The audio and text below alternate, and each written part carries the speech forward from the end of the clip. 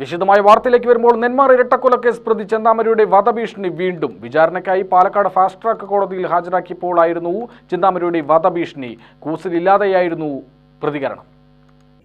എന്റെ കുടുംബത്തിൽ നശിപ്പിച്ചവൻ ഞാൻ തുലയ്ക്കും. അത് ആനയാണ് ശരി.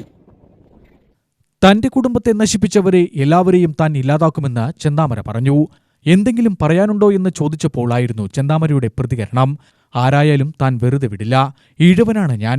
ഈഴവന്റെ ശക്തി എല്ലാവരും മനസ്സിലാക്കും. എന്റെ കുടുംബത്തിൽ നശിപ്പിച്ചു. അത് ആരാണെന്ന് പറഞ്ഞാൽ അവരെ ഇല്ലാണ്ടാക്കും. ഞാൻ ഈഴവനാണ്. ഭാര്യ വിലാസിനെയാണ് കോടതി വിസ്തരിച്ചത്. നേരത്തെ സഹോദരനെയും വിസ്തരിച്ചിരുന്നു. വിലാസിനിക്ക് ചെന്താമര ഉപയോഗിച്ചിരുന്ന വസ്ത്രങ്ങളും ആയുധങ്ങളും കോടതിയിൽ തിരിച്ചറിഞ്ഞു. കോടതിയിൽ നിന്ന് തിരിച്ചിറങ്ങുമ്പോഴാണ് മാധ്യമപ്രവർത്തകർ എന്തെങ്കിലും പറയാനുണ്ടോ എന്ന് ചോദിച്ചത്. അപ്പോഴായിരുന്നു പ്രതികരണം. തികച്ചും പ്രകോപനപരമായാണ് ചെന്താമര സംസാരിച്ചത്. എന്ത് പറയാൻ, ആയതായി പായി കൊണ്ടുപോകുക. എന്ത് പറയാൻ? ചെന്താമര പുറത്തിറങ്ങുന്നത് നാട്ടുകാരുടെ ജീവന് ഭീഷണിയാണെന്ന് കാണിച്ചായിരുന്നു പ്രോസിക്യൂഷൻ ജാമ്യത്തെ എതിർത്തിരുന്നത്. ഇത് കോടതി അംഗീകരിക്കുകയായിരുന്നു. 2025 ജനുവരി 27 പോത്തുണ്ടിയിൽ നാടിനെ നടുക്കിയ ഇരട്ടക്കൊലപാതകം. അയൽവാസി കൂടിയായ സുധാകരന്റെ അമ്മ ലക്ഷ്മി എന്നിവരെയായിരുന്നു ചെന്താമര വെട്ടിക്കൊലപ്പെടുത്തിയത്.